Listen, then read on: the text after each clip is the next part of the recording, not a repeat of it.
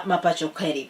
Iwacho ni skunde maingo apar e juma achiel ni kende, skunde maingo apar koro to selor apoya nono, kendo jopuonjre osedoka pacho kaluore koda kaluoro mabende koro nitiere skunde moko jopuonjre osegomo, skunde moko bende jopuonjre koro to osewango nyaka skul, skunde moko bende jopuonjre koro to osenyiso ranyisi mar ni gidwa gome skul, gino mosemiyo jopuonj mag skunde go luoro kendo golo jopuonjre odoka pacho. More than 10 schools Randa mabende wageno kanyo ni gibro dok e skul machiegni, skul mar Roleto High School, skul mar Nakuru Girls, Lodwa High School, skul ero mong'ere kaka Kadiege Mix Secondary School, Oriwo Boys, Loresho Girls, Senior Chief Koinange Schools, Senior School Learners. Mago gin skunde go eko ma gi seche gi jopuonjre ni pacho. Maranda ne okogomo this week but week mosekalo chien, kama bende koro to gin bende nogol ginte jopuonjre manogol kendo noriembi mondo mine dog pacho kaluore koda ka weche go eko mag ng'anyo kata buogo mar bago ng'anyo e skunde go. Bende nitiere skunde mamoko ma bende koro to osemoko nyaka mach e skunde kendo wang'o nyaka dormitory, kama giduto koro to kelo luoro malich mokalo kuom jopuonj madongo mag skunde kachiel koda ka jopuonj ma puonjo skunde makamago kachiel koda ka jonyuol.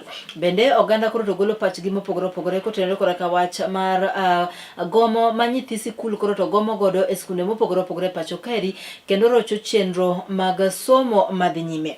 Gima duong' ok wang'eyo ni en ang'o matimore e skunde giki. To moko kuom gigo ma jopuonjre koro to osefweny ni jopuonjre yuago kapok gigomo. Number 1, giyuago weche go eko machalo kaka academic pressure. Pressure ma koro to imiyo gi koda ka administration, giyuago telo marach mag skul, kato bende giyuago weche go eko mag chiemo ma giwacho ni samoro tin. Skunde moko yuak ni imiyo gi chiemo matin, koro to gidenyo kaluore koda ka kit chiemo ma imiyo gi e skunde. Moko bende yuago poor diet, ma skunde ma koro to sani nyithindo gome malich mokalo e pacho kaeri yuago. Moko bende luoro mana penja kaluore koda ka nonro matimore gin jopuonjre ma kochopo sama ging'e ni koro to weche mag somo chako ridore. Sani wachomo kama koro to jopuonjre onego bed ni chako timo penj ma gidhi loro godo katikati ya tam ka giduogo pacho kaeri, mano ne holiday no eko machuok miluongo kanyo ni half term. Omiyo gima kama ka timore to miyo paro moko bedo ni nyalo bedo ni jomoko kuom jopuonjre ma koro to chendo kendo osebedo ka ng'iyo. Wajaneno ga mana ka weche mag gomo e skunde biro ga tam mar 3 ma jopuonjre koro to approach kanyo form 4 ka gitimo kanyo penjno mar klas 12 ma nyadi mathoth osewach ni nyithindo go luoro mana penj mar klas 12, nyithindo gidwaro yo mondo gitim go kama kia mara gidwaro yo mondo mage mosebedi kiwacho. But sani wane tam mar 2 pok waneno ka skunde gomo malich kaka sani. Jopuonjre koro to ni pacho kendo skunde mathoth oselor. Mana lieko ne lieka some of the schools, but adwa nyisi ni juma ni kende mano kochako skunde nochako goma juma moro cha. In fact dwe mar 5 mane skunde ochako gomo ahinya pacho kaeri. Kochako dwe mar 3, dwe mar 4, dwe mar 5 skunde osebedo ka gomo mos kendo jopuonjre itero pacho. But mano mako dho oganda ma pacho kaeri momiyo koro wach ni koro ng'ere ahinya en mano timore Utumishi Girls, kama jopuonjre moko maromo 9 mabende sani koro to ni e lwet obila kendo din ne gi e od ang'ech ne owang'o kanyo skund nyirino ma Utumishi Girls moweyo jopuonjre 16 ka owito ngimagi. Nyaka ne skul mar Utumishi Girls wang', skunde maingo 10 osenyiso ranyisi mar gomo kata osegomo kata moko oseketho skul kendo skunde mamoko bende osewang', mano osechuno skunde go eko chweto e skul. Inyalo paro ni ndalo machon ni miyo nyithindo olando kani ikelo wiye skul kata weche go eko machon ni miyo nyithindo olando kani ikelo wiye skul kata weche go eko mag discipline kano maki to skul ni chwado ga nyithindo. Kata kamano chik no kete pacho kaeri matamo jopuonj chwado nyithindo e skul, makoro to miyo nyithindo tinde somo mag nyithindo e skul, makoro to miyo nyithindo tinde somo mag gin gimoro ni chwado gi and all that onge. Jomoko bende neno ni maybe ka ochako duoki to nyalo kelo discipline moro, nyalo konyo e disciplining of nyithindo e skunde wa mantiere pacho kaeri. Seche nogo bende koro to skunde piny owacho kokalo kuom tend migawo nero mar somo dwaro mondo mi koro to neni skunde wa mapacho kaeri okelo chenro no ero mar chiwo hocho kata counseling ne jopuonjre e skunde mondo mi ong'e gino ma nyalo bedo ni chandogi kata ka konyo ng'eyo nyithindogo eko ma samoro ni koda ka tuo mar dang'ni mar paro mondo mi omigi hocho makende kata e sama owinjore. Mago gin moko kuom wechego eko madhi nyime. E seche nogo bende skund Yawuoyi ma Mbira Boys bende jonyuol koro to nokwedo malich mokalo okang' mane skul nokawo mar neno ni jonyuol mag jo grade 10 ma yando bago ng'anyo mar tipo e skulno kendo noketho malich mokalo mwandu mag skulno koro to ochulo omenda maromo 33,000 mano e wi japuonjre ka japuonjre. Mago gin moko kuom wechego eko matimore. Mago gin kaka weche nogo mag somo koro to chalo e pacho kaeri, nyiso ni chenro mag somo ni koda ka ng'ikruok malich mokalo e skundewa mathoth e pacho kaeri. Bende jo od bura nogolo paro ma koro to gidwaro godo mondo mi koro to okethi kata witi oko chenro mag dak e school, anything to do with boarding. Skundewa obed mago mag day school kende ma japuonjre biro to somo to dok pacho. Mano pach moko kuom jo od bura ma pacho kaeri ma bende koro to gidwaro mondo mi obi ochop paro makamano e od bura kendo gitwage ponono ni gikale ma okete obedo chik kata kamano ibiro kawo kubo kuong kawo pachi in kaka japiny. Ibiro kuong kawo pachi in kaka japiny ni to into inene nango kaka japiny. In inene nango. Bende nyalo yie mondo mi koro to gol gimiluongo ni boarding schools. Wabed mana gi day schools. An kipenja e pacha ki an feel ni mano gimok nyalore. Kaluwore ni wan koda ka skunde ma kaluwore kit kaka skunde man godo e pacho kaeri. And mar ariyo government osetiyo koda ka omenda mathoth kendo skunde ma pacho kaeri moso skunde go magin boarding osetiyo koda omenda mathoth mar nono los skunde go bedo makare. Aparo ni nyalo mana yudo yore go eko minyalo ket godo safety measures e skunde wa kachiel koda ka rido arita kwe kachiel koda ka manyo yore go eko minyalo kony godo nyithindwa mar neno ni ok ging'anyo, mar neno ni ok ka gin gi wacho to giyudo channel mane ma samoro omi jopuonjre mar wacho wechegi. Skunde mathoth nitiere gino miluongo ni suggestion box kata box moro miketo ga e skul ma samoro nyithindo nyalo ndikoe gigo machandogi, gindiko to giketo kanyo. Gimok ang'eyo ni to bende skul kawo ga patik mar somo. Bende skul kawo ga patik mar somo kendo ng'eyo gima samoro nyalo bedo ni chando jopuonjre e skul. En channel mane ma samoro jopuonjre somo godo, yudo godo information mar gigo machando nyithindo. To sama jopuonj oyudo kata information ni gima kama timore kata nyithindo chano mar gomo, jo form 3 ng'ure wi chiemo matin, kata jo form 1 wacho ni sandogi, kata jo form 2 timore nade, jopuonj ok dwar nyithindo, maybe nyithindo complain ok dwar japuonj makama timo gi nade. En okang' mane kata ndamo mane ma koro to tend skunde wakawo. Magi gik monego beni koro to ing'iyo. Kaporo ntiere wechego mag skunde, wang'iyo kanyo ni to wach skul mar Utumishi Girls ma bende no wang'o kanyo nyithindo maromo 16 ma yando wito ngimagi kendo mamoko maromo 79 noyudo hinyruok mopogore opogore. Nyaka sani jopuonjre maromo 9 ma bende koro to omaki ka otenore koda ka wach mach makamano kata itudogi koda ka ketho mar nemoko mach. Mano bang' ka nogol pichano mar CCTV ma bende nonyiso kanyo kaka ne jopuonjre go omoko mach kendo oweyo ka jowetegi wang' ka ginto ne giringo magilal magitony e masira makamano. Doho nyojo chieng' manyoro na wacho ni kanyo ni dhi chop gi nyim doho. En samoro ne ene gini to samoro chunye be nokoyie but noyudore gini. Koro samoro nokotiyo kata kibrit, en samoro kata mafuta nokoolo, embe samoro nobuo kaka gigi nobiro. Aole nitie, inyalo yudo ka samoro noparo ni en mana tugo moro to yudore yaore ni. Omiyo bila nokwayo mondo mi otim nonro mar ng'eyo ni to nyathi ka nyathi kata japuonjre ka japuonjre idhi donjne gi ketho mane. Ka nitie mano moko mach ibiro tude gi moko majno. Ka nitie mano olo mafuta en mane mibiro tudego. Ng'ama noloro dhot mogik kane giwuok. Ng'ato ka ng'ato no play role mane e masira ma kamae moweyo jopuonjre 16 ka owito ngimagi. Ng'ama nochako chenro ni, ng'ama no plan gini te mo make sure ni kibrit gi mafuta oyudore mar timo chenro ni. Mago te ibiro ng'i. E seche nogo bende koro to dono kane ng'ado bura makamano mondo mi omedine gi kuom ndalo 21 go, to dono eko nochiwo nowacho kanyo ni gitimo kamano kaluwore gi mokwongo ni jopuonjre go koro to ngimagi ni andaki. Omiyo ka owegi mondo mi giriwre gi jopiny gi seche gi kapok otim nonro motieki to ginyalo yudo hinyruok nikech jopuonjre wetegi to koro ng'eyogi, jopuonjre wetegi ong'eyogi maber kabisa. Omiyo ok ber kata matin ka igologi oko kata gidhi e public. Omiyo pod omed dinegi one for their own safety mondo mi arita margi obed makare. kaluwore ni arita magi ok nyal bedo makare oko kanyo. Mar ariyo, dono golo luoro mare ne jopuonjre go eko bing ni ging'eyore nyaka gi jopuonjre mamoko manok. Kamano kaniyalo to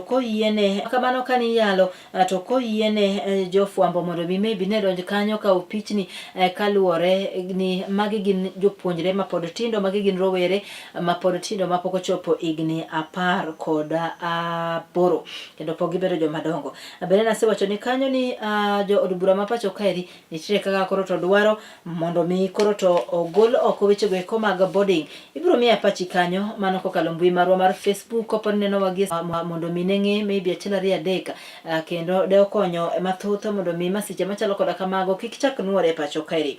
Omiyo jatelo no koro to wacho ni gima chendo e pacho ka en ni system marwa kata piny owacho marwa ok otegno e weche go eko mag chiwo arita kwe e yono mowinjore. Apar ni migosi Fred Okengo Matiang'i ne en jatend migawo mar arita kwe e pacho kaeri, omiyo kowacho ni system ok otegno to ne system no inyalo bedo koda kabuoka kata kaparo mamoko. Bende jatelo machielo mane owuoyo e weche mar weche go eko mag wang'o skul e pacho kaeri en kanyo governor e kaunti no ma Trans Nzoia, ma bende nowacho kanyo ni piny owacho koro to ti koda ka omenda go eko mag gero udi go manengo gi ni piny eneno ni oger godo kuonde nindo kata ute nindo manyasani man koda skul. Ong'e gima important motere skul nikech gik ma jopuonjre gi ywago e skunde gin gigo ma an owuon anyalo wacho ni ok gin important. Omiyo kan kaka jonyuol wan gi responsibility mar loso koda ka nyithindwa mar no wamiyo gi puonj kachiel koda ka ocho makende. E weche mamoko en ni tuono ero mar Ebola, wach tuono mar Ebola kata gero quarantine kata kar kano kata kar keto jogo man kora ka tuono mar Ebola kuok e piny Amerka e pacho kaeri en wach mabende koro to medo mana nyuolo paro mopogore opogore e pacho kaeri ka familia moro kowuok e gwenge ko mag Nanyuki kocha koro to ywago ratiro ne wuodgi mabende ne onegi koda ka obila e kinde ng'anyo mane kwedo godo gero kar quarantine ero mar piny Amerka e pacho kaeri. Ng'anyo mano bagi boma no Nanyuki kendo ng'anyo makamano yando weyo ka ji ariyo no wito ngimagi. Familia no ero mar jalno mong'ere gi nying mar Charles Wangari koro to ywak kaka gidwaro ratiro ne wuodgi. Giwacho ni wuodgi no ok en achiel kuom jong'anyo kata kamano mar Ebola ne ji maromo 100. Yani wiji 100 ka ji 100 ponono ni Ebola ochopo pacho kaeri kendo ji 100 Ebola ochopo pacho kaeri kendo ji 100 oyud ni kora ka tuono to piny owacho dhi dwaro omenda maromo bilion 2.6 bilion 2.6 ne ji 100 for 100 cases mag 2.6 ne ji 100 for 100 cases mag Ebola wach malich ahinya. Jatelo no wacho kanyo ni omenda no wach malich ahinya. Jatelo no wacho kanyo ni omenda no gidwaro as early as possible. Mare kaka ne jatelo no loso do chingno manyoro.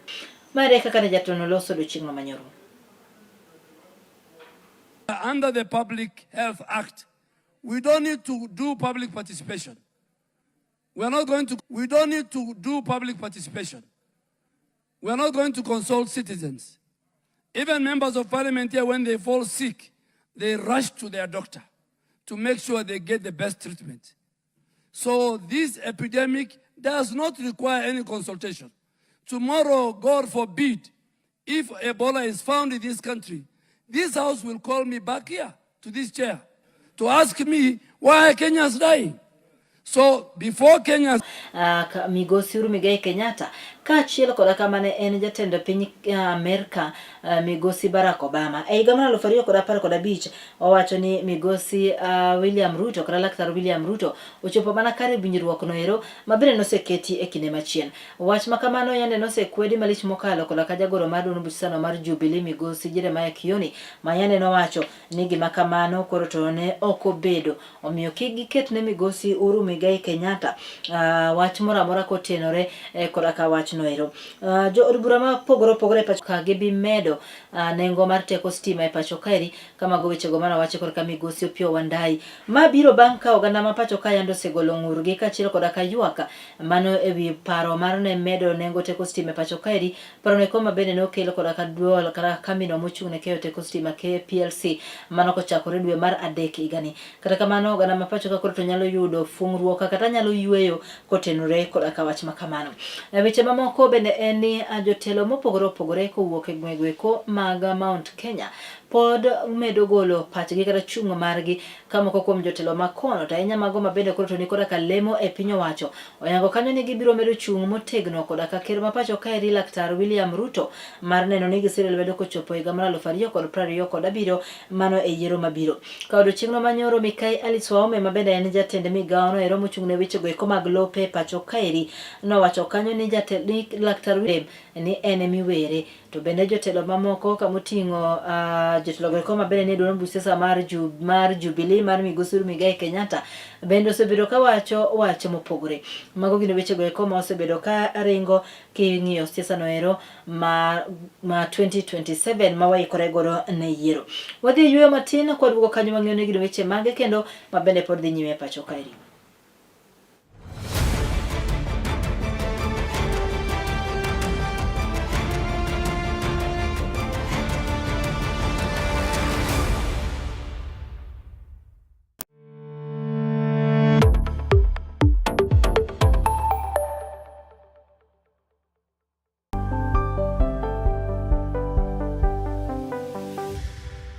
Piny koro tauru gi mare emomiyo Color TV chako odiochiengi kod sulwe mokinyi.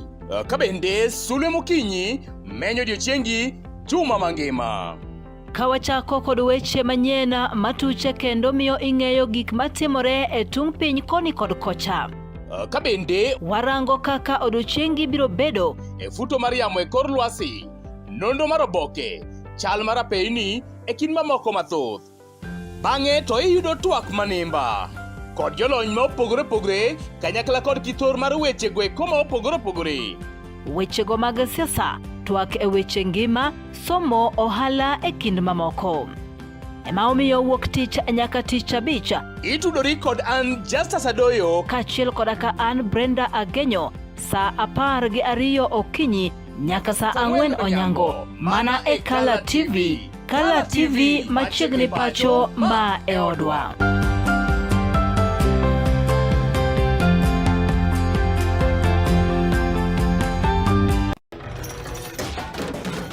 Tok bedo kod odiochieng' marabora e sikunde ka iduogo pacho, yud thuolo mar kweyo pachi kendo bedo gi mor e chenro mar Bang School.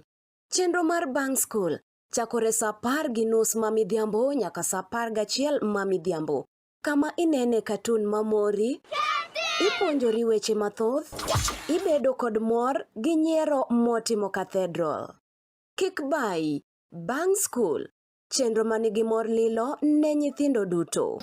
Color TV, machiegni pacho ma e odwa.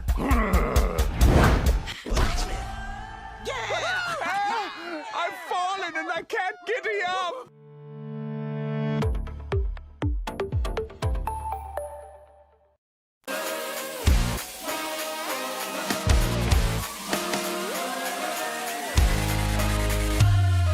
Komuch to wan kode duoko mag tuke mopogore opogore, jotugo motimogi, kuonde mag timogie, to gin tuke magi mabiro.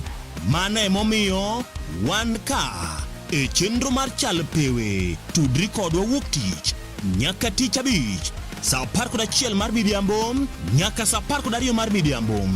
Kama wanyisi motimore e pewe duto mana e Color TV.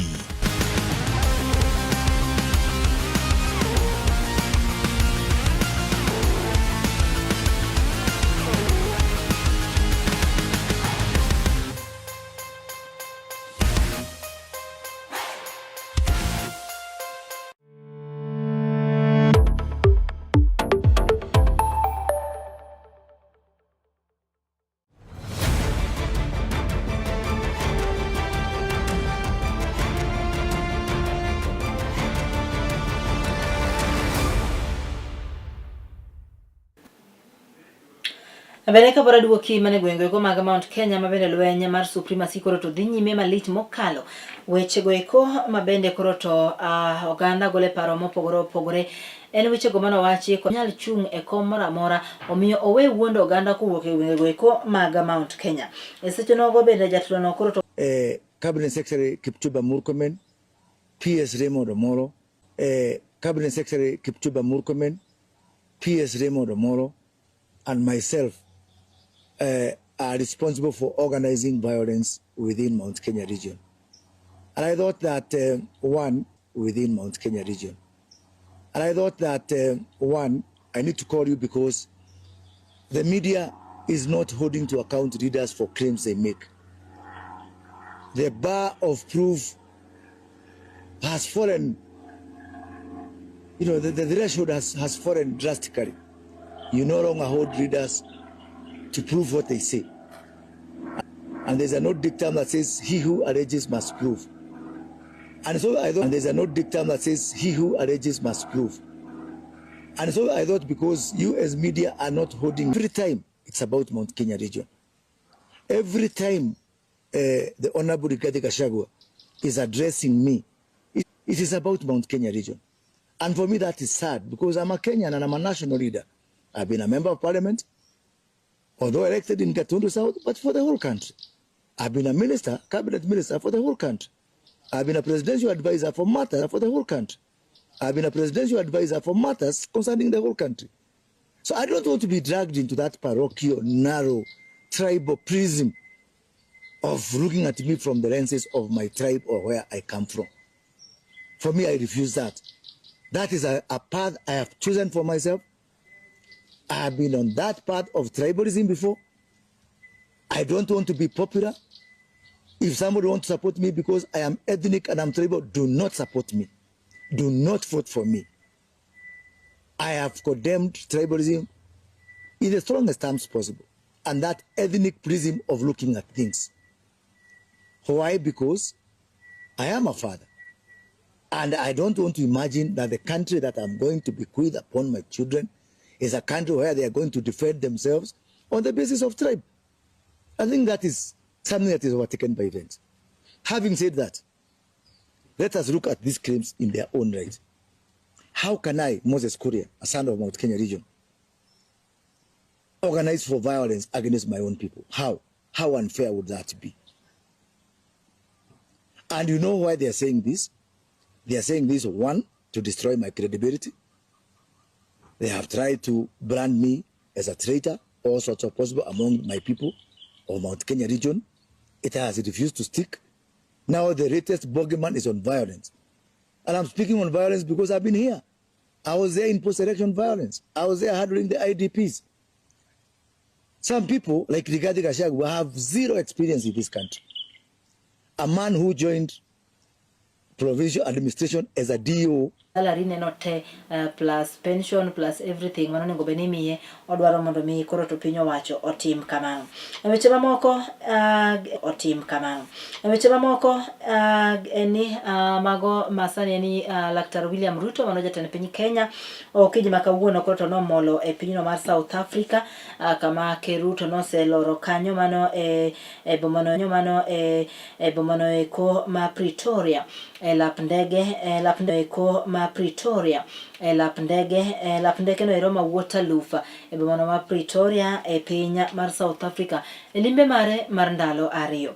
Wageno kanyo ni Laktar William Ruto dhi timo kanyo aromo makende kodaka jatend pinyno mano Migosi Ramaphosa kendo gidhi wacho kanyo chenro mopogore opogore mag dongruoge ma bende koro inyalo losi e kinda pinje ariyo mag dongruoge ma bende koro inyalo losi e kinda pinje ariyo go piny Kenya kachiel kod opogore gi mano kitimo ndalo mane in office mano pacha ni giminya timo sani kopogore gi mano kitimo ndalo go eko onge wadhi ure yweyo jotelo wawe joma moko bendo ti dakika aneno kosedhi kanyo 48 toka saa 5 mar odiochieng' kila giko mar bedo kodi chero ni e mar chuny wach warom kedo odiochieng' makiny mana kuom ng'wono mar Nyasaye mak mana ni kapok awuoka adhi somo ni moko kuom ote machuoka mabende koro to odonjo kanyo man kaka nawacho ni chulonwa ote mari mano kokalo lai marwa mar mbui mano mar Kala TV live e Facebook iwachona kanyo ni Kevin Oruto an pastor Oruto Kevin mar Orembe Roma Ler Church Yugis Kotieno